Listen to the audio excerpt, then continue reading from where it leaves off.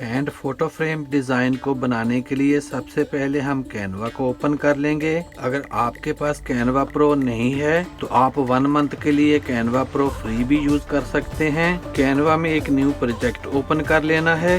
मैं यहाँ Instagram post select कर रहा हूँ। अब यहाँ लेफ्ट साइड में एलिमेंट्स पर क्लिक करके सर्च में ओके साइन लिखकर सर्च करना है।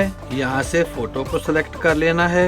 यहाँ से मैं ये वाले हैंड की पिक्चर इस फ्रेम में ऐड कर लूंगा। इसके साइज को यहाँ तक इंक्रीज कर लेना है ताकि इस पेज में फिट हो जाए। अब यहाँ से फ्रेम्स पर क्लिक करेंगे और मैं ये राउंड शेप फ्रेम इस पेज में ऐड कर लूंगा। इस फ्रेम के साइज को रिड्यूस करके एडजस्ट कर लेना है और इसको यहाँ पर सेट कर लेंगे। अब इस फ्रेम में आप अपनी पिक्चर ऐड कर सकते हैं। मैं यहाँ स्टॉक पिक्चर यूज कर रहा हूँ। मैं ये वाली पिक्चर इस फ्रेम में ऐड कर लूंगा।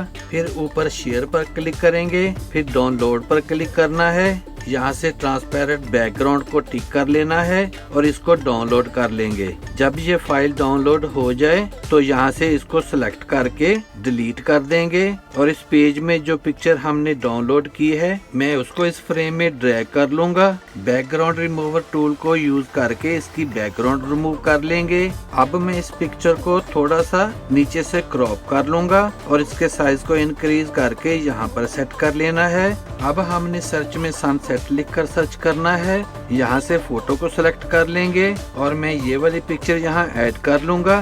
फिर इस पर राइट क्लिक करके सेट इमेज एज बैकग्राउंड पर क्लिक कर देंगे तो हमारा हैंड फोटो फ्रेम बन के रेडी हो जाएगा। लास्ट में आप इसमें कोई टेक्स्ट ऐड कर लें। मैं टेक्स्ट पर क्लिक करके एक टेक्स्ट बॉक्स ऐड कर लूंगा। यहाँ फैमिली टाइप कर लूंगा। इसका फॉन्ट भी चेंज करके इसको एंटर वाला फॉन्ट दे दूंगा। ऊपर कलर पर क्लिक करके मैं इसका कलर भी चेंज करके इसको ये वाला कलर दे दूंगा और इसको यहाँ पर सेट कर लूंगा। And here is the final result. Video अच्छी लगे तो सब्सक्राइब करें मेरे इस चैनल को और वीडियो को ज्यादा से ज्यादा शेयर कर दें। See you in the next video. Good bye.